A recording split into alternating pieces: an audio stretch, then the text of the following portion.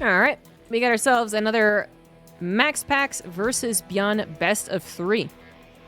On Tokamak, top right MaxPax, bottom left Beyond. Beyond was able to win their previous best of 3. The upper bracket finals went to Beyond 2-1, thanks to, for Beyond, one SCV pool and one Supreme Turtle game. Well, thanks to Banshees. But now we get ourselves a rematch, and that means that if Beyond wins his best of 3, he wins. Straight up. If MaxPax wins, he has to play another best of 3. So who do I think is going to win? I actually really don't know. Beyond is he is the Terran. He is very scrappy. He's got the micro, he's got the turtle experience, he's got the scrappiness. I mean, he is Terran. And MaxPax, I don't think it's so much the embodiment of Protoss, because maybe that's someone who's very turtly, actually. It kind of depends on what your own view is as far as what Protoss' identity is. But I do think he's one of the world's best Protosses, if not the best. So, while he did lose their initial best of 3, you could kind of say, you could argue that it was two drastic things that are not unlikely to happen again, because the SCV pull could always happen. But the Banshee thing, that doesn't happen in many of MaxPax's games at all.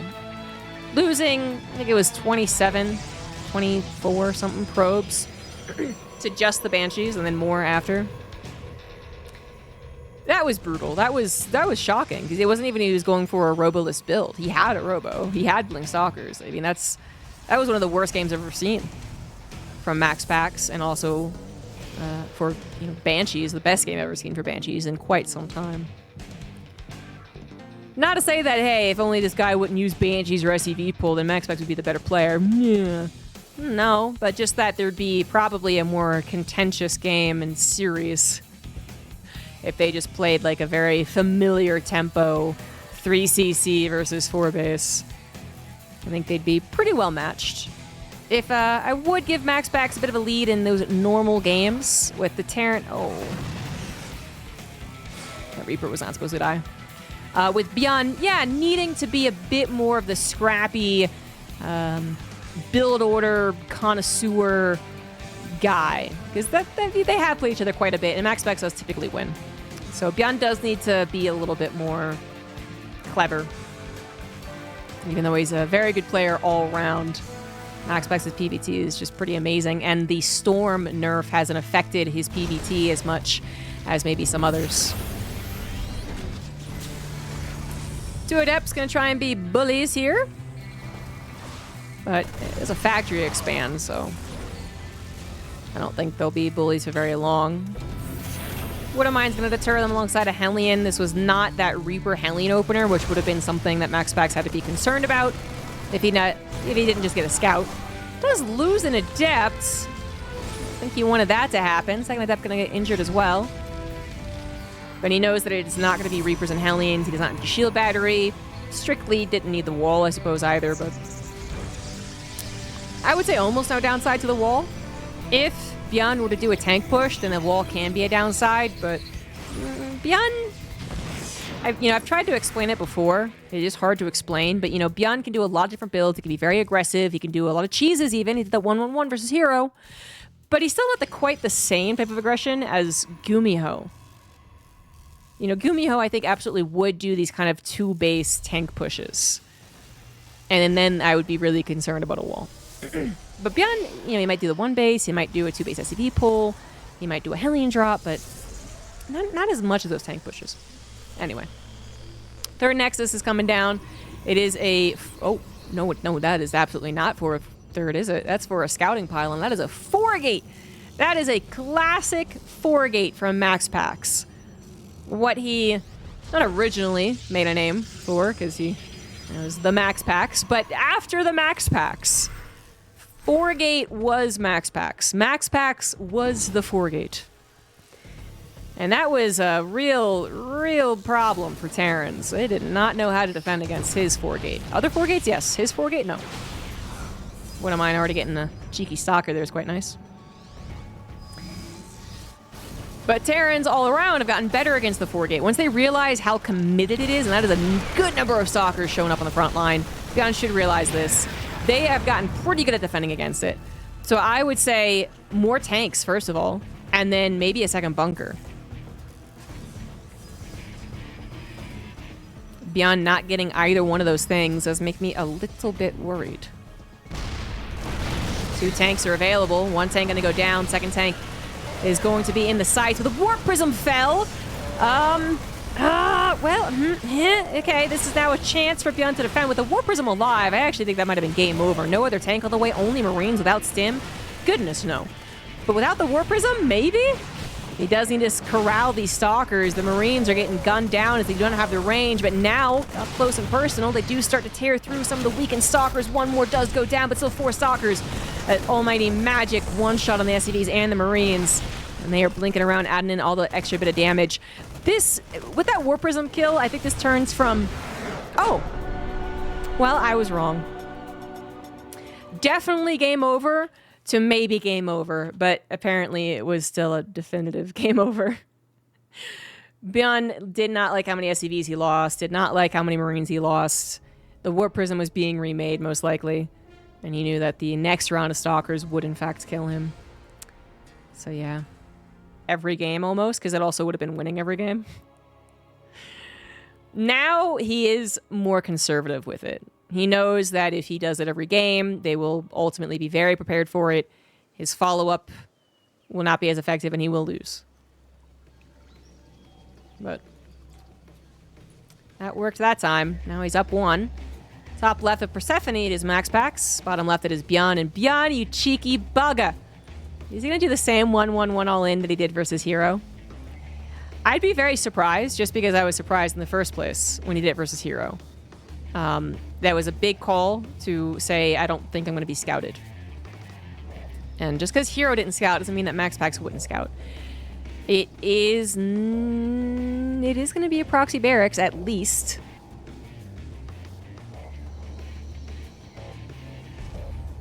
I don't think we'll get the factory and the starport.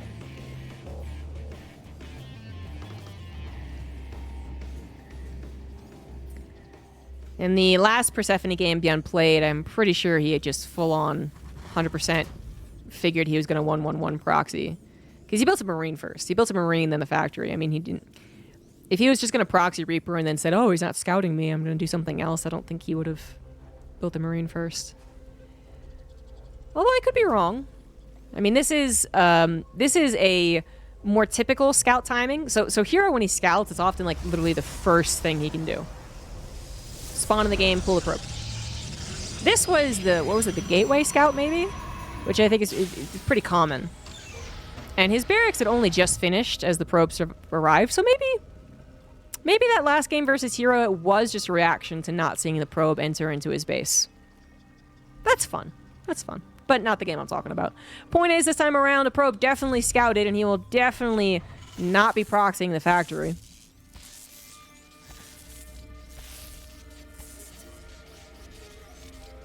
Pulls ultimately 3 workers off the line. 1 to build the barracks, and 1 to help out, so that probe should feel proud of itself. It knows it is a proxy barracks. Well, here's the Reaper doing its thing. There you have it.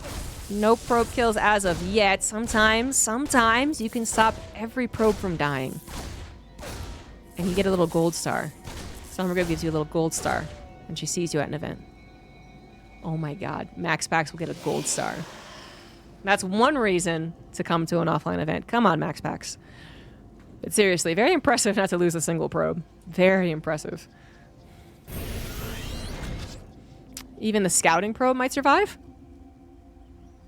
That never happens. Oh my god. Save him, save him! Save me, save me! Oh my god. Popeye Adept just saved that probe. Good god. Well, that's very impressive. MaxPax, hot damn. On the other side of things, Beyond, oopsie poopsie. That's not what you want from a proxy Reaper at all. And he did make 2 Reapers as well. There's always a chance they come in later and a surprise. They kill 5 probes, but there is a pretty drastic difference of the economy hit between, minute 2 and losing 3 probes in minute 6 and losing 5 probes. So that sucks for Bjorn, who, again, has another life. He has another best of 3 to fall back on. But you don't want to have the precedent, this best of 3 going so terribly wrong. Easy victory for MaxPax with the 4-gate. Easy victory for MaxPax in this game, potentially. And then you go into another best of 3. That doesn't set the tone very well. Of course, this game is not at all determined, just to be super clear. When Adept did not realize Cyclone was on the way, does die, but not much more can be gained. What Bien is doing behind this, though, is a little clever. MaxPax, even in the pre-patch meta, wasn't particularly fond of the Sentry openers, actually. While every other Protoss was experimenting with, Sentry first, Sentry second, Sentry third, Sentry in half their games, no Sentry in another half their games. MaxPax wasn't doing a lot of that, actually. And he seems to have kind of just stopped it entirely if he was doing it. So there's been no Sentry openers from MaxPax in any of the PBTs today. And that means he's not scouting this 3rd CC. He is first focused on defending his economy, which he is going into a 3rd Nexus off of 2 gateways. So 3 gateways. There you are. So it's still the economy first approach. The Warp Prism is coming out. Blink is done. He will do a little bit of pressure, but it's the economy first, which Bjorn does know. And so there's a chance he won't even scout the 3rd CC. If he does scout it, that's susceptible. That's vulnerable. That's going to have to lift and leave. But it is done. And so that's still pretty good. If there is a Sentry opener, he sees that building on location. I don't know, maybe 4 gates. MaxPax, is he going to see it? Is he going to see it? Not quite going to see it. I feel like he's eventually going to see it, though. The Warp Prism is too close not to see it. Boom. Yep. He's like, hey, wait. Don't do that.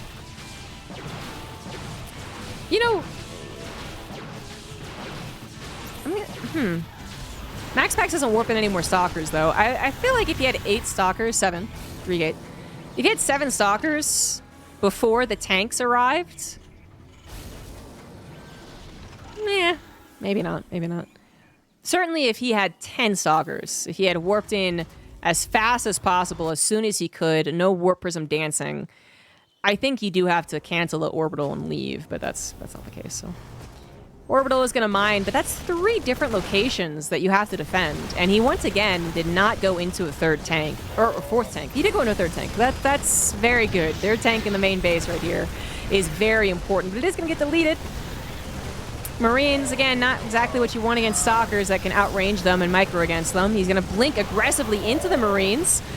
And that means that a couple of the weakened Stalkers could go down, but good Warpers and Micro tanks of Unsiege are now joining into the fight, and maybe at the right time, too, as the Stalkers have been staying around for a long time. But oh, while that was happening, a Liberator killed 11 probes and is about to get at least a couple more. Oh no, that was supposed to be all good for MaxPax. Instead, MaxPax might have just lost out too much right there. I mean, not too much as he's going to end the game, but he might have lost a bit too much. Really feel comfortable. He has replaced some Stalkers, replacing more. He now has 6 gateways. I like this. I really like this. And Bjorn's gonna tap out. Ooh! Bjorn did not think that MaxPax was gonna continue to being aggressive. That had to have been it.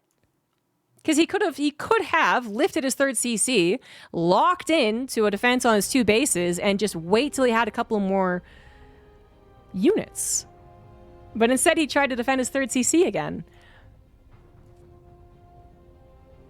I guess he didn't think the Liberator did enough damage. That even if he still had his 3rd CC alive, but it wasn't mining, that he still wouldn't be doing very well in the game. Is that true? I'm not sure. I'm really not. 7 SCVs went down, a lot of Marines went down, but he was working his way up to Stim and all the barracks. I would like to see the same game play out, where you lift the 3rd and just hole up in your 2 base for a little while, but don't have time for that. So instead, MaxPax wins that best of 3, but it means we get another one.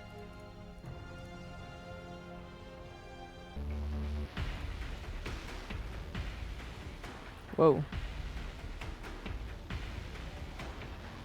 Are they going to restart from?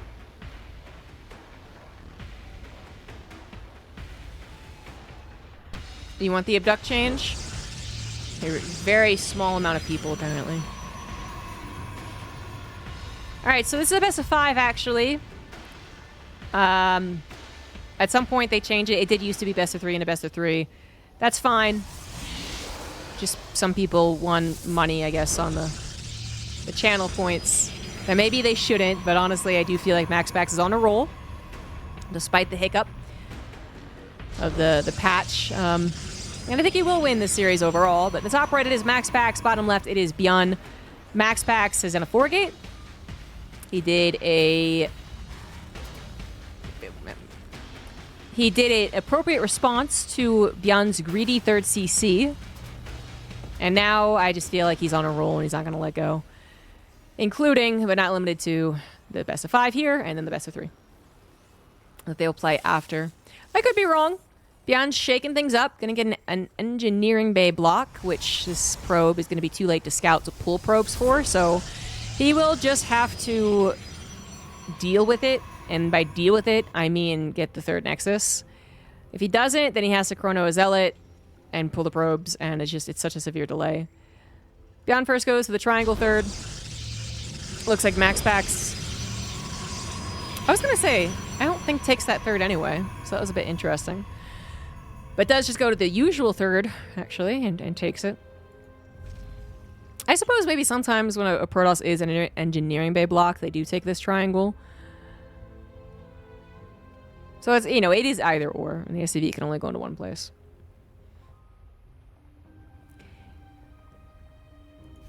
The abduct change makes 0 sense kind of out of left field. I feel like when people say that, they aren't taking into account the microbial shroud change. Like, people kind of sometimes, and I'm not blaming you or anything, right? But any of us, me included, can sometimes look at a change in a vacuum and be like, why does that change happen?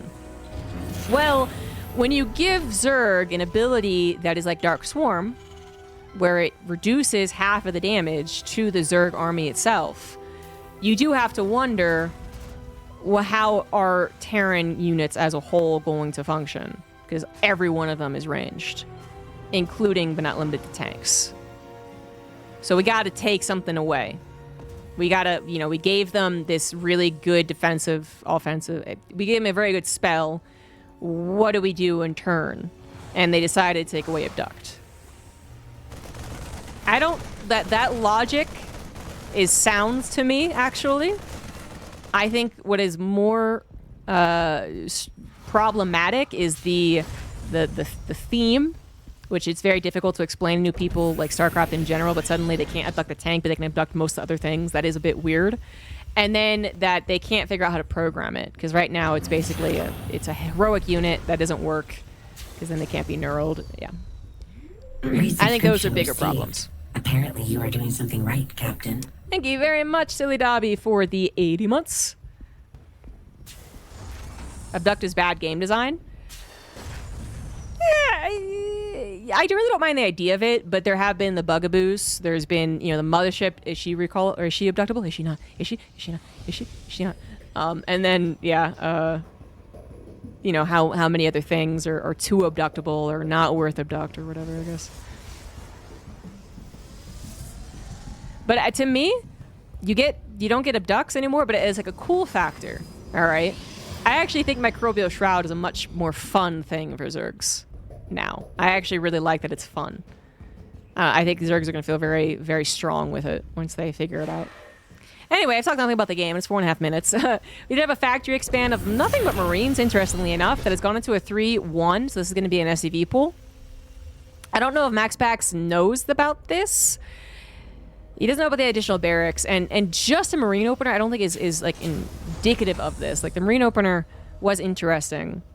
MaxPax obviously did have no problems grabbing his natural at his 3rd, and is now grabbing his 3rd at his natural, but he really needs to determine that this is a tank push, which he has yet to do. Did he see that? Okay, now I see some SCVs pulled. So, obviously the tank push got to reveal itself. I think he did see it. He wouldn't have blinked aggressively like that, knowing where the SCVs were going. So he does take the trade here. Gets the Warp Prism out of the range.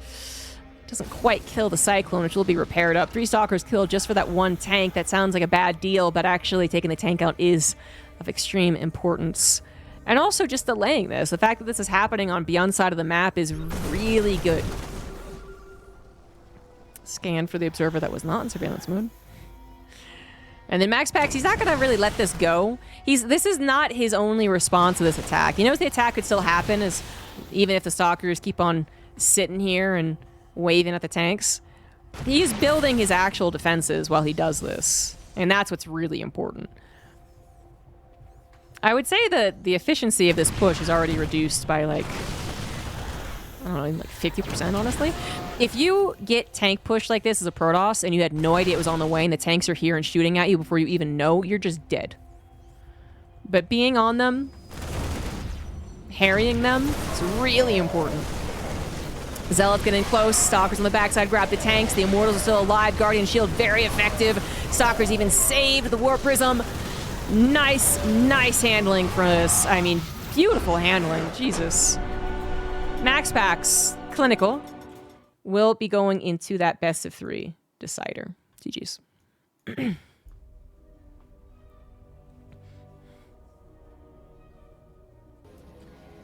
Sub-Zero isn't having any luck on the PTR. Unfortunate.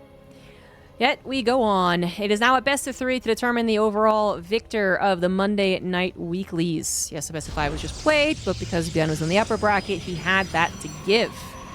And there is what they call a bracket reset, which if you are into any other tournament, esports, regular sports, whatever, you probably know what that is.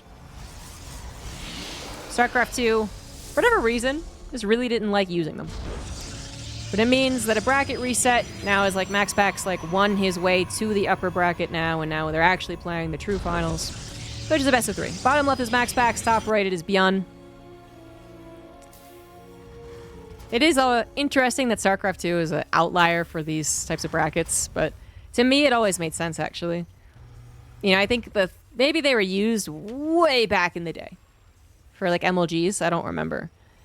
But they must have stopped using them.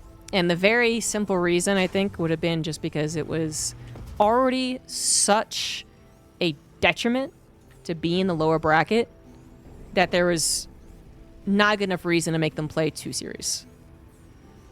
Plus, to me, I think it's kind of a hype killer. I don't really like it.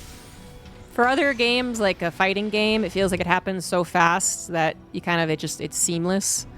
For StarCraft 2, where every game is at least like 10-ish minutes and then goes 20 or 30, being like, and the best of 5 after 2 hours goes to Beyond, but it doesn't fucking matter. We have to play another one. So, I think if the lower bracket is all best of 1s and it's a short tournament as well like this, then it does, you know, have some merit. But the MLG days, those lower brackets were actually just, I mean, to persevere through them was incredible. They were so incredibly long. So many people.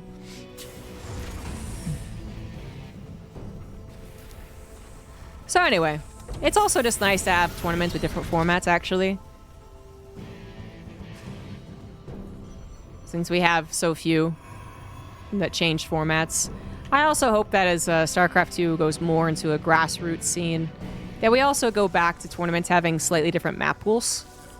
I understand why it consolidated back in like 2013, but it has been something I feel is missing. The experimentation allowed and the uniqueness allowed to really differentiate tournaments.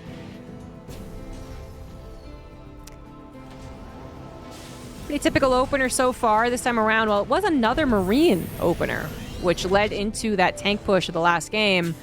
This time around, it is going into a 1-1-1. So not the same opener.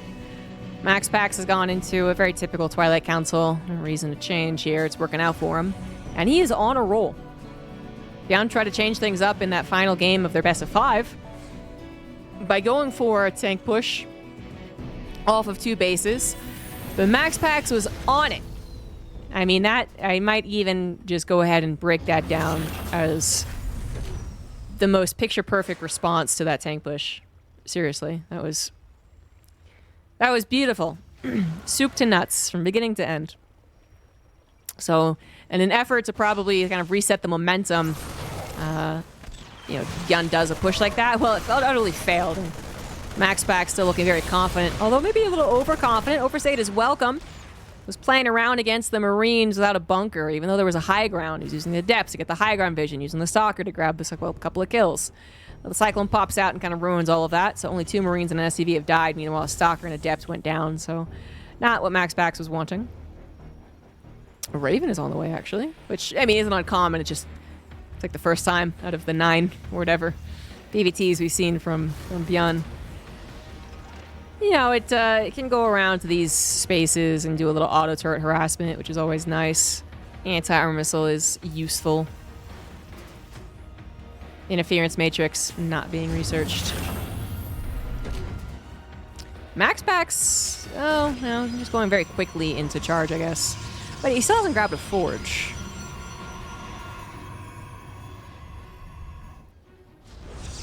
There's the forge. All right, so pretty typical setup then. Maybe he just chrono boosted more on the Stalkers, I'm not sure. On the blink. Charge is already on the way. That'll be done. Lickety split. Observer is seen and scanned. It's going to go down thanks to the Cyclone. It did get a glimpse as to the follow-up, but it's the follow-up. This is not the time at which you actually would want to scout the Terran necessarily. You know it's a 1-1-1. That's your first really big scout after the command center. And then the fact they're getting 2 extra barracks beyond that, I would say it's not that big of a scout. I did get told, while I've been not casting StarCraft, there's been a bit more in the mech game, which is cool, but I assumed, perhaps correctly, that was a bit of a phase. That was a bit of a gimmick. And so, yeah, okay, bio, you confirm it. But really what you want to be scouting, to get to the main point, is are they 2-basing or not? Do they grab a 3rd CC? Do they grab 4th and 5th barracks? That's pretty much the next, I think, the most important scout that a Protoss can make. 2 observers are here. I guess, you know, for MaxPax, you might be thinking back to that Banshee game. The fact that Beyond has been getting Banshees, plural, many, many Banshees. But it's not that. It is a Raven, which I'm not sure he has seen as of yet. So that's a little concerning, because he did see an empty tech lab. Must have been on the starport. What was that for? So that's why he probably has a 2nd observer, and it is staying back at home.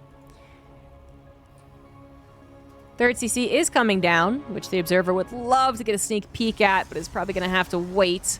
If it doesn't see it, then the warp prism just might. Yeah, he's seeing. He doesn't see the 3rd CC. He's going to keep the observer alive, though. John's got some eagle eyes. I'm going to see the push out as well. Very typical. Although only 1 medevac. Oh, 2nd medevac size at home. Interesting. Knows the War Prism will be coming in, so of course he's going to keep some units at home, but just keeping 1 medevac at home, 1 medevac to push. Beyond, I suppose, special. I'm not sure if the other ones do it. Raven auto turret does end up finding 5 probes of damage. 5! But also a Stalker, so that's really good auto turret. War Prism immediately deterred. I think it did lose a Zealot, as it was shocked to see such a good defense. Raven gets, I think that was an F2. That was a misclick. That Raven had no business going through the middle of the natural. What the hell was it doing? So that was maybe not worth it then. Because that Raven could have just stayed up there. It could have stayed there all game long. Just throwing on auto turrets. So funny sometimes.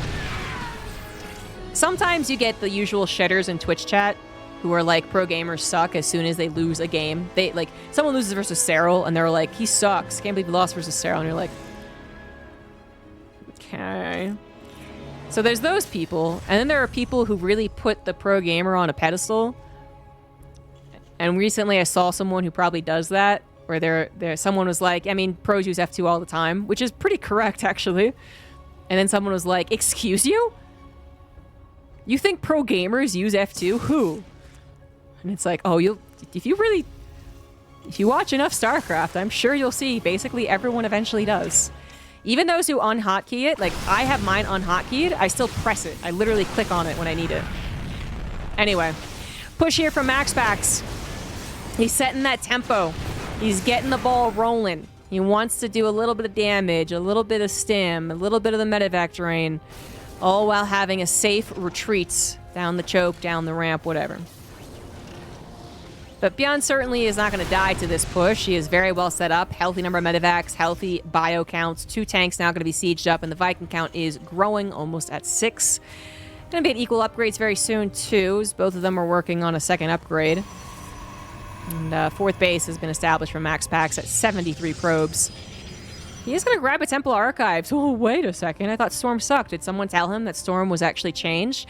As a reminder, we had a blip in the best of 5 because Blizzard pushed a patch while we were casting, while we were playing. So we all had to restart.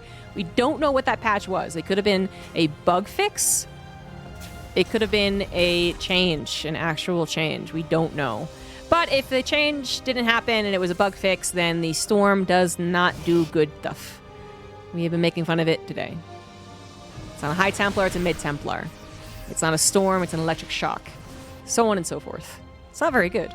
But MaxPax is going to play with it. Interesting. As I was saying in an earlier cast, I loved when Protoss started to add in Storm even before the overcharge change. Mid to late game. I thought it was great.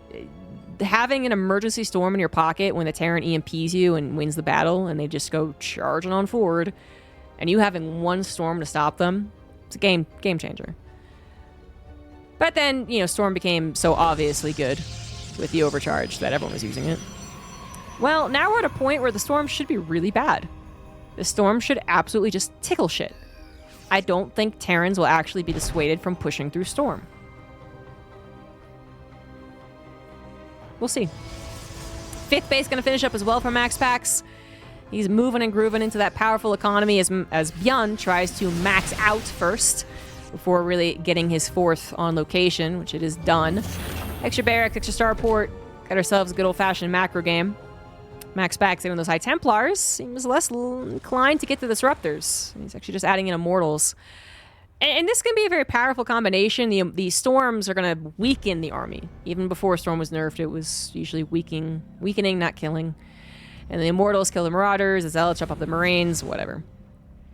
But if this is the Storm that is 2.5 damage over 10 seconds, whatever the hell it was, it is a little tickle machine. It does not do a lot.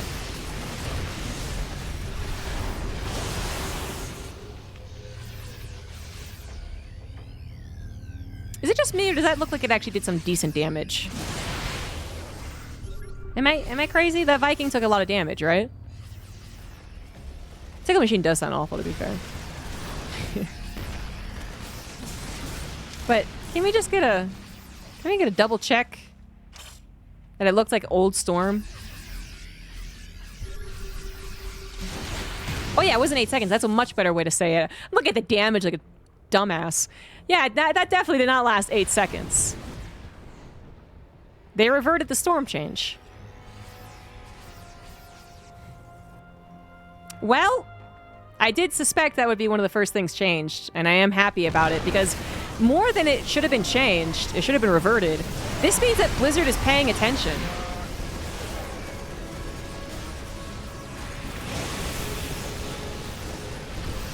Wait, no, that is 8 seconds. That is 8 seconds.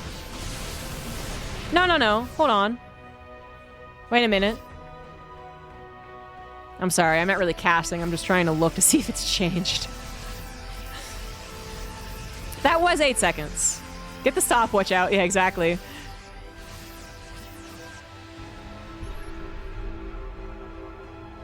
It's 50-50. It's either old or new Storm. No one knows. Okay, yeah, you guys pay attention. You tell me what it is. I'll try and cast, I suppose. We do have ourselves apparently a macro game really settling in here, because while they did just fight, that could have been explosive, it wasn't. And instead we got 4 base Terran going on to 5, and a 6 base Protoss very soon. Stargate even coming down as MaxPax prepares a much faster transition over into Tempest than their earlier games today. We do need to look at the in-game seconds as well. 45, I think that was. That's like 5 seconds. So maybe they did what I said would probably be better, which is they were just too extreme with it, right? It was maybe 5 seconds and more damage, which I wouldn't mind either. I love that MaxPax maybe got the deets from someone, or actually looked, or I don't know what the hell he did, and it was like, I'm going to use it. And Beyond won't expect it. Well, of course, Beyond's been dealing with the storms for a while now. He's probably also wondering exactly what they're doing, but point is, I think they're actually a bit scarier now than they were on the original PTR. It did kind of look like Marina's still healing through them, so I can't say for sure. We're going to have to wait for the official announcement.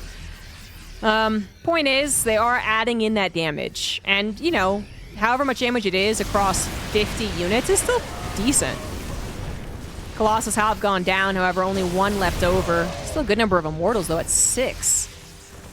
MaxPax got a Stargate for just in case, but he's not eager to move over into Tempest. He is still trying to win out these battles, which I think he is slowly doing. Resources lost, double that for MaxPax, but when he has a very strong economy, still in the lower end of resource trades too, by the way. There was a lot of, not a lot of things happening for the first 10 minutes in this game.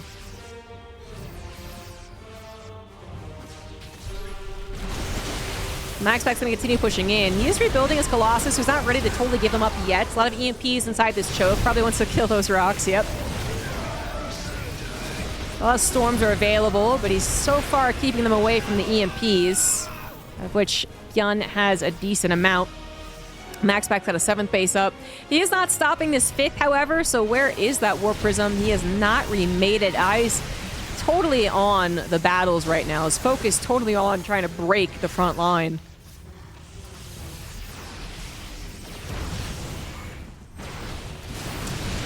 Two planetaries? That's a lot. That is a decent amount of damage, isn't it? Why not second planetary? And with the rocks also not broken down, it means the Immortals, which would take out a planetary very quickly, aren't really getting their shots. They're all getting crowded and not being as good as they can be. Fleet Beacon and Stargate is on the way. Second Stargate, that is. That probably is the way to play. The thing is, you don't want to remove yourself from the aggression while you transition. That's when the Terran says, oh, you're transitioning, and starts to really find a lot of ground. If you can keep up the pressure while also just kind of dipping into that potential, that's where you can find a lot of success. That's when 2 Tempests on the very front line can start to chip away at the Liberators. The Terran can't really go after the Tempest as much, as they are forced through their own chokes. But it is still, you know, that's a perfect scenario. I mean, all it takes is MaxPax adding in 4 Tempests at once, all that supply that's taken up there, all the resources that are taken up there, losing a fight, and then suddenly being on the back heel. So I think he knows how careful it is.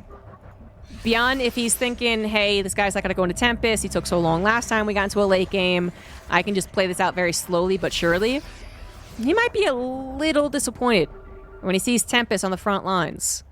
We're not quite there yet, because MaxPax is maxed out. Maybe that's why he stopped killing the rocks, too. Interesting.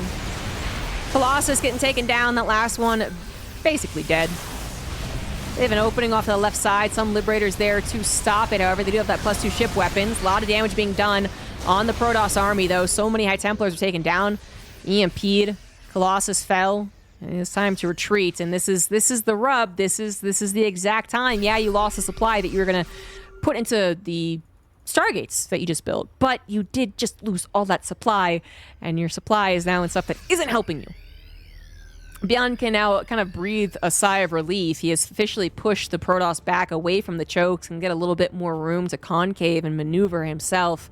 And that should open up a better fight against the carriers, which he now know are on the way. He's also managed to get a little hit squad to the right side. Love the Storm, trying to protect it. It does look like they just matched the middle.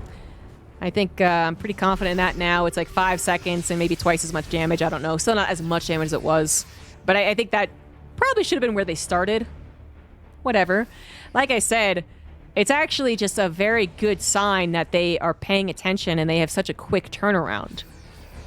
Even if their turnaround made no sense whatsoever, they made Storm do less damage and take more time, I would still say, well, they're paying attention. They're actually updating. That's pretty amazing. But obviously, more damage in less time makes a lot more sense. Couple storms going down. Kara's getting involved in the action. Bjorn does have the army to deal with it, but maybe he wasn't quite prepared. Does lose some ground right there. He's got 8 Vikings. He is building 8 more. That is a good amount of production. He also has 3-3 on the air compared to MaxPax Simple 1. No shield upgrades as of yet, but Storm is helpful. Zoning out those Vikings. Very much something you want Storm for. As the Stalkers, they try and do the same thing. The Liberator range will just shred them up.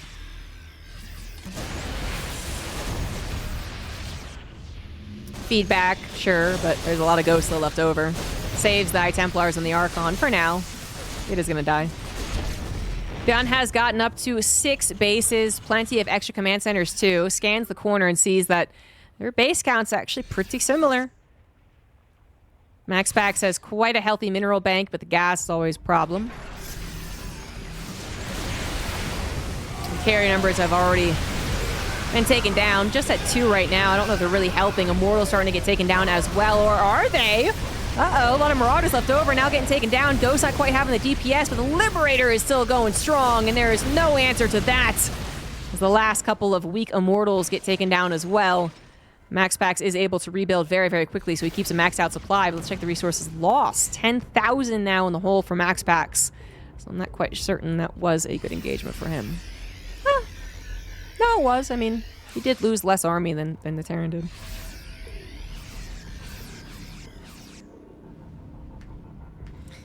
There is another option for MaxPax here. This isn't quite working. I'm not saying it's totally fruitless what he's doing. I think there is a potential for him to win the fight. But there is another option of how he could play this. And again, going back to the Australia games. Like, the other choice, whenever he does get some positioning in the middle of the map, is to stay there, like not be aggressive, just be defensive.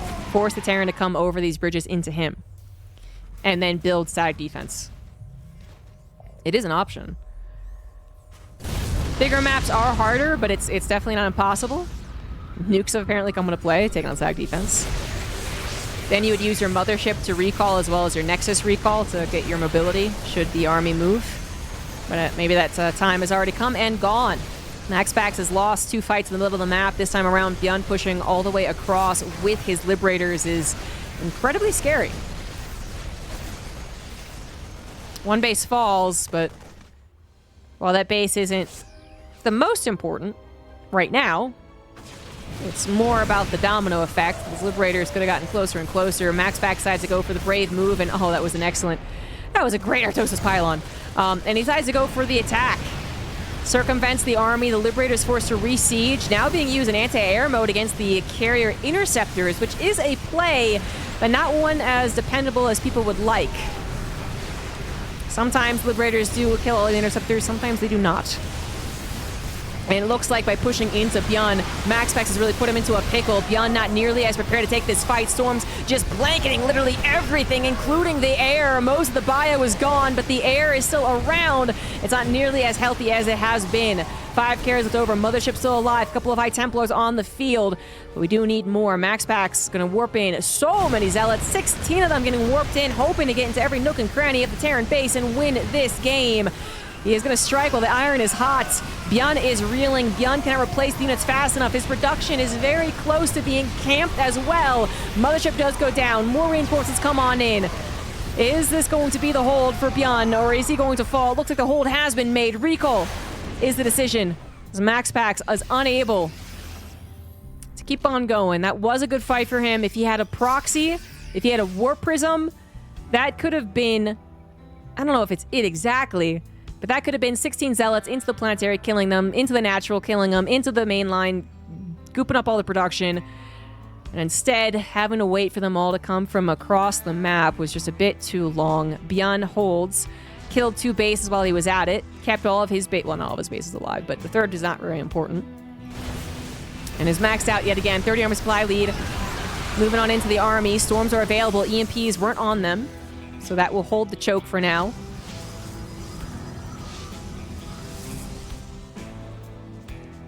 MaxPax has used up almost all of the gas bank that he had. I mean, that was absolutely the worst thing about losing the 2 bases. The bases, oh no, his original 4 bases are out of gas entirely. And then lower on the corner bases. Beyond, meanwhile, pretty happy with the gas count. Resource trade, 14,000, almost 15. Deficit for MaxPax. Gonna try and come in again. You got really great storms in that last battle. I think it's really what made it look so good for him. But it's not always gonna happen. I mean, he just kind of found the Terran dropping all their limes, trying to micro every little thing, right? And so the ghosts were depleted, the ghosts had EMP too much, the ghosts had died, whatever happened. The storms were allowed to reign free. And that's not supposed to happen, you know? Beyond should always have 1 EMP, especially if the High Templars are in a hurry and are all types of clumped up to get that EMP, which is exactly what has just happened here. Archon's not nearly as useful. Here comes a Terran army, a lot of it in those Vikings, but there's a lot of carriers in the air. Bio's starting to go down. Archon's doing at least a little bit more damage with their EMP to death. Immortal's helping out. Zealot's on the right side as well. Carrier count starting to fall here. Liberator's forced to siege up. But the carriers had already been dealt with. All of the interceptors were gone. The anti-air Liberators did the trick alongside a good, healthy number of Vikings, which are cheaper to produce. Definitely an effect of the patch going down right there. Unless that also changed.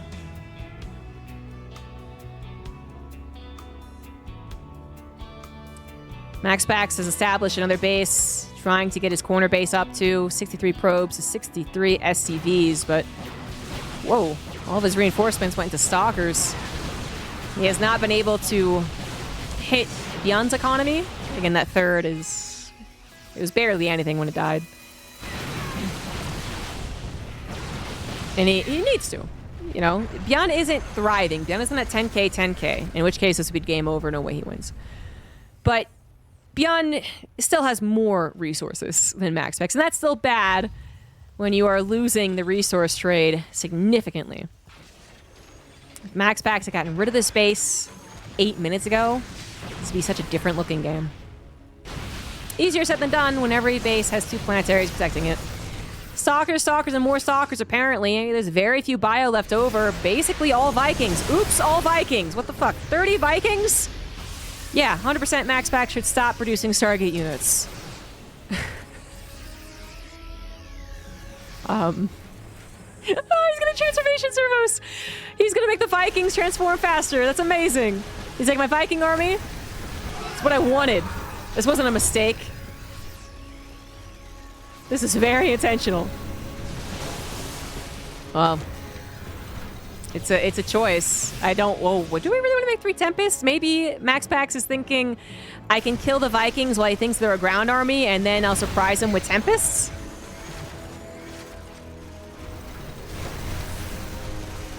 If he can kill every Viking, I'm on board.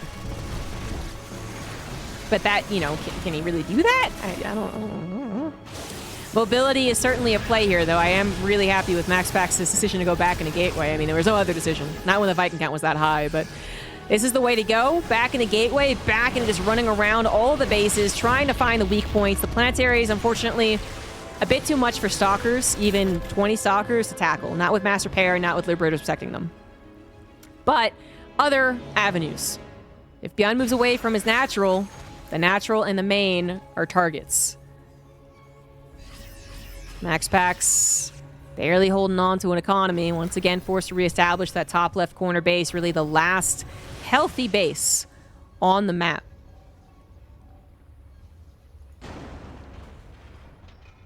Five Tempests are being deployed right now. He does need something to take out the Liberators. It just... oh, what a tough game to call. Because with that many Vikings, 24 of them still in play, it'd be so easy to say no Stargate units at all. Never again. But when they're also having to be used on the ground, you're also confusing the Terran. You know, they also have to decide, do I land the Vikings? Do I keep them in the air? Do I kill the air first, the ground first? What am I doing?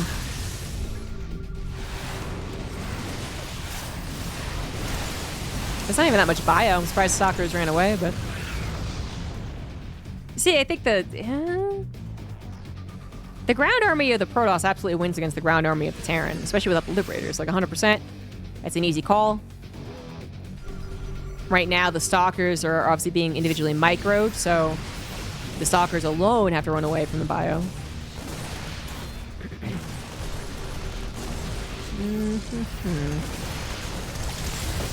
Both of them accruing a bit of a bank again. Needs to slow down a bit.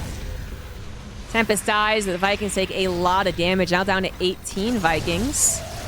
Looks like MaxPax is setting up either a pseudo surround, or he's looking for that opening into the natural base. Maybe that is it, or maybe it's a surround. Which one is it? Which one is it? Which one is it? Okay, it's kind of the surround. He's bringing the Stalkers in to help out because he is getting pushed. So it's neither, actually.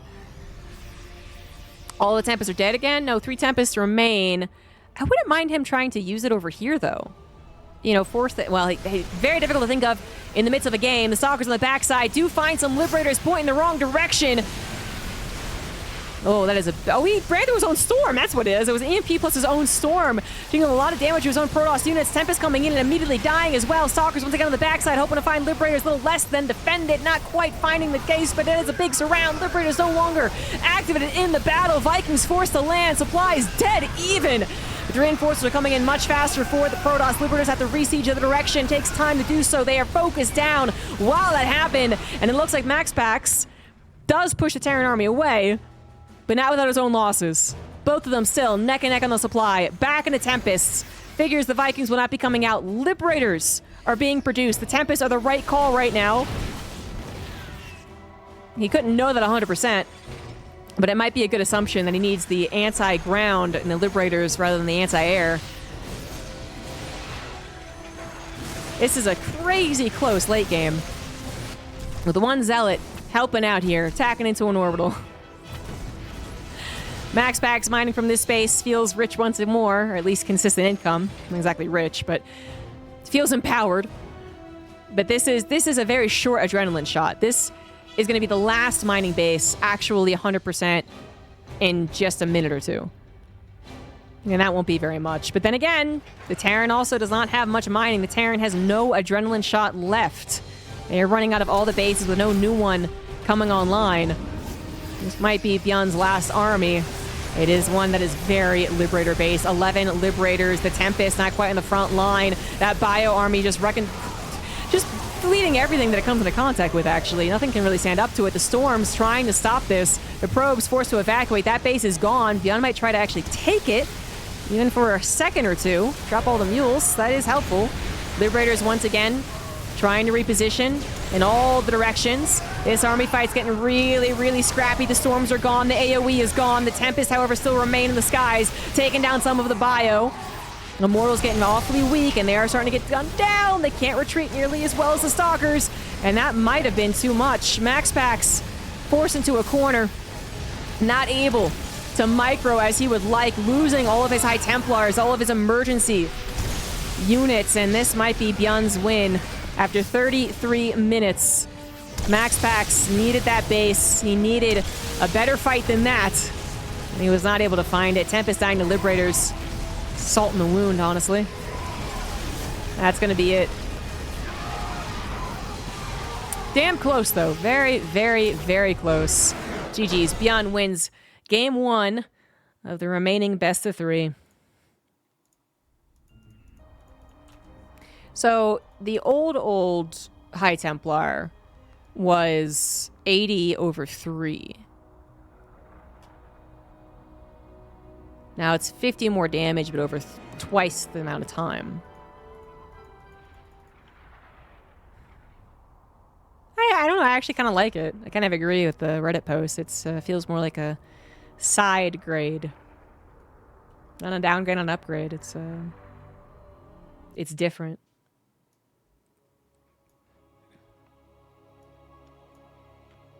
Also, it's not bugged anymore, which I don't know if it affected this matchup. I don't know exactly what the bug was, so I don't know. But anyway, we are into game 2 after 30-something minutes. Game 2. In the bottom, top left, down a game now. It is MaxPax. And in the bottom right, we have Bjorn. I love that MaxPax had some knowledge that Storm was tweaked. I don't know what he did. He didn't really have time to go into unit tester. I mean, maybe he did. It would take a very, very small amount of time. He might have been told by someone, a good buddy, I don't know, but I love that he found out and he was like, I'm going to use it. Because, one, that feels cheeky. You know, just it's like, well, Beyond probably doesn't know. I'm going to tell this guy.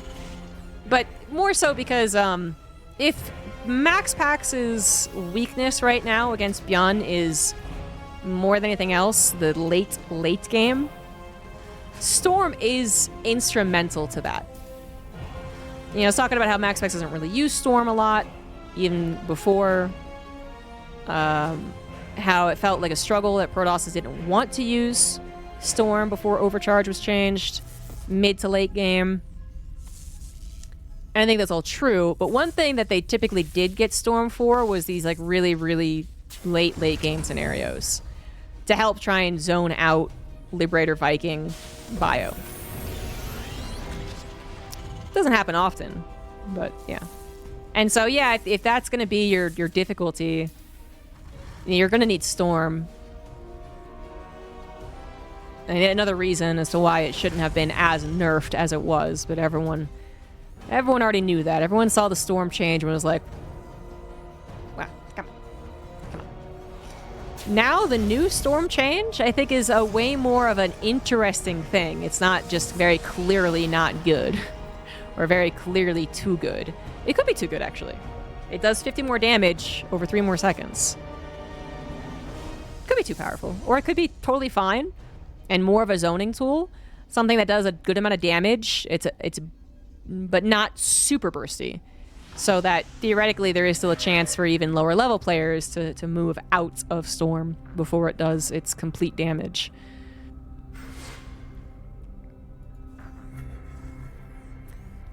Now, one thing seems to be certain across all the games played between these two. The one that MaxPax seems to struggle the most with is the late game PvT. And that's true for a lot of Protoss players. I think they are just weaker in that area. SCV is going to die. Is the Adept, though? Not quite. And one more Adept to help against a potential Reaper Hellion squad. It's very important. Excuse me. Shield battery is already on the way. The wall's harder to make on this map, so I'm not sure that's going to happen, but shield battery and a Stalker, presumably. There he is. It looks like time is of the essence. Beyond figuring that he's got the ball rolling by getting that injured Adept. Went after it. Lost the Hellion, though, which... okay. So the Hellions don't 2-shot anymore. It's 3-shot now. But the 3 Reapers are still alive. Shield battery is very helpful ever. The Reapers will just bypass that, go into the main base. I actually really like what Classic does. I feel like it could be an improvement for MaxPax, but obviously he's free to agree or disagree. And that is just a default get the shield batteries in both locations. 5 probes go down, maybe a 6. Yeah, 6 does go down. And if he had defaulted to getting a shield battery in the main, especially after he saw what the opener was, that would have saved him half the probes, at least. Obviously, MaxPax studies Classic. He knows what Classic does. He knows that that's an option. He thinks it's not worth it. Fair enough. So he does lose 6 probes. And that is a good amount of damage for the opener for Beyond. He doesn't need to worry about the counterattack, as always. You used a lot of your production time on units that are now dead. Bunker's going to finish in the nick of time. Cyclone is just good enough. Usually, if it doesn't die, Jesus, it's going to die. The Adept is absolutely going to go after it. Blink finish too. The Stalker blinked into the main to get the kill. This tank's going to pop out, so it's okay.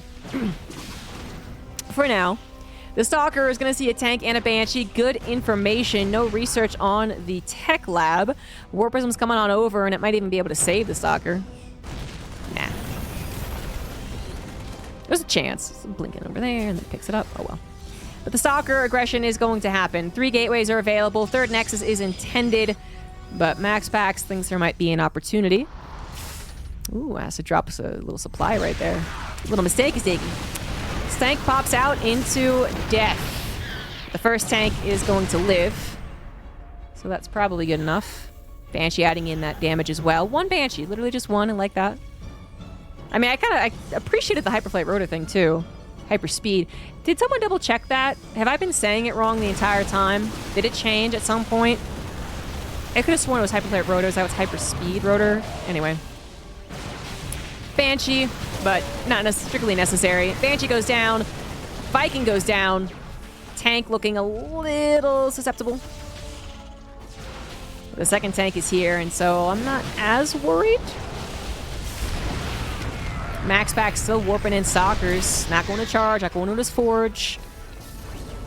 Still seeing some opportunity here. The Observer now getting all the insight as well. Sees the army movement, decides to go back into the natural. That tank is vulnerable. That will only cover it so much. Oh, so is that another Blizzard typo? Because they got the Spire wrong. Spire cost wrong.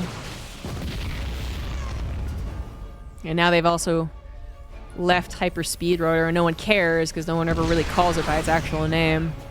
I do. I love you enough. 3 SCVs go down. It does seem like the time to deal damage, significant damage, is over. And again, the Stalkers in the Warp Prism going for the SCVs is pretty much an indicator of that. I find I'm tickled by that. I do think sometimes MaxPax does a little sleight of hand almost, where he's like, oh, I got the 4 Stalkers going after your SCVs. Just a psych! Got your tank. And now you're dead. He sometimes does that. But a lot of the time, you see this starting to go after the SCVs, and you're like, okay, you're getting your charge, you're getting your +1, you're getting your robotics bay. And that is exactly what MaxPax is doing.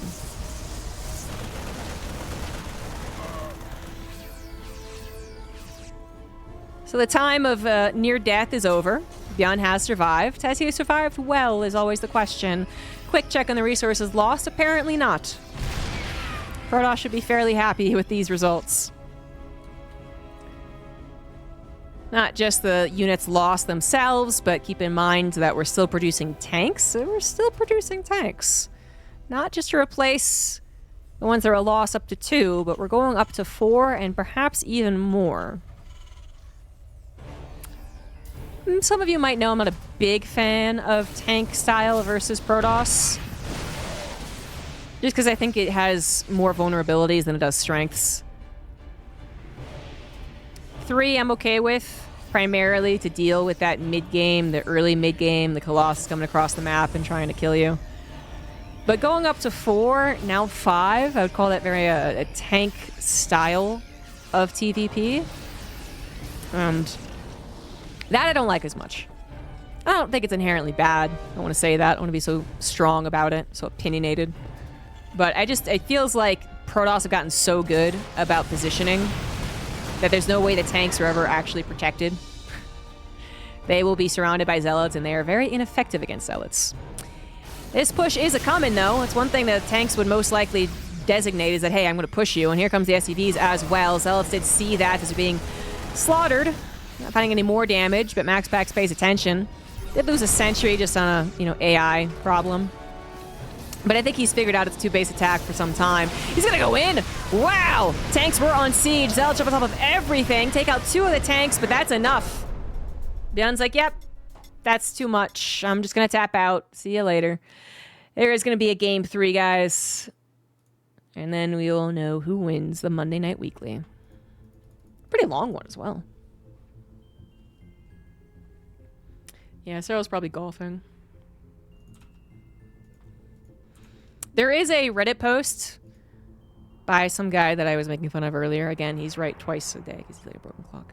Anyway, where it's like, they probably should start playing in more A-tier events.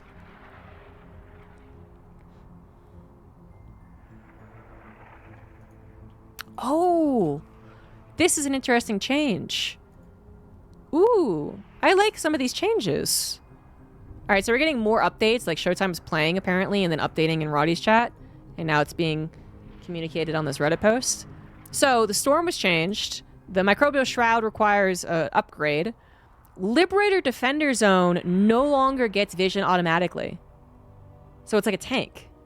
Which I think actually makes a ton of sense. I like that a lot. And the Disruptor is down to 3 supply. Very interesting. I hate Terran, yeah. All right, tied up 101. Top left, MaxPax. Bottom left is Bjorn. Sending out an SCV. Cheeky boy. I guess he likes his proxy racks into potential all-in if they don't scout on this map. No, I mean, I do think Liberators, they kind of have their issue as to why I don't think people like are complaining about them being overpowered is that getting to a good number of them is very difficult.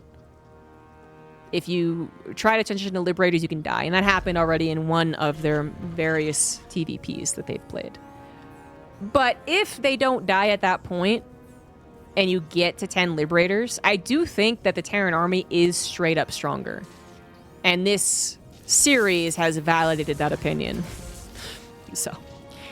But a good kind of clever way of dealing with that is that you still have the strength of that number of Liberators, but you just take away a little bit of their ease of use so that they don't just have the vision. You have to have something that gives them the vision, like a tank. I think that's actually a rather clever change. What's also clever, son of a bitch, is MaxPax remembering this map, remembering that Beyond proxied on it, probably even saw the hero game as well, sent a probe to scout, saw it, pulled more probes to get the guaranteed kill, and forced Beyond out of the game. God damn it. Well, there's your recap. Hope you enjoyed that final game. What a game. What a series. That is it. MaxPax wins Game 3, wins both best ofs, and does win a Monday Night Weekly. GG's.